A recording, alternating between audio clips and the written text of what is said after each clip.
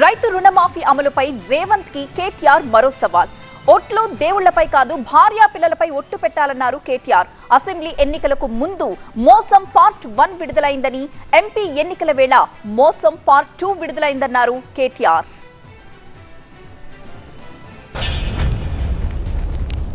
రుణమాఫీ మొన్న చేయలేదు, ఇప్పుడు వేములవాడ రాజన్న సాక్షిగా చేస్తా, నేను జోగులాంబ తల్లి సాక్షిగా చేస్తా అని దేవుళ్ళ మీద ఒట్లు పెడతాను. నేను అడుగుతున్నా, దేవుళ్ళ మీద ఎందుకు ఒట్లు పెడుతున్నావు? నీ భార్య పిల్లల మీద ఒట్టు పెట్టి చెప్పు, చూస్తా నేను కూడా. పెడతావా? ఎందుకంటే దేవుళ్ళు అడగారు కదా వచ్చి మళ్ళా మోసం చేయొచ్చు దేవుళ్ళని కూడా అనేది ఆలోచన. దేవుళ్ళ మీద ఒట్లు పెడతాడు. దయచేసి నేను మీరు ఒకటే కోరుతున్నా, సినిమాలు చూస్తారా మీరందరూ? బాహుబలి చూసిరా?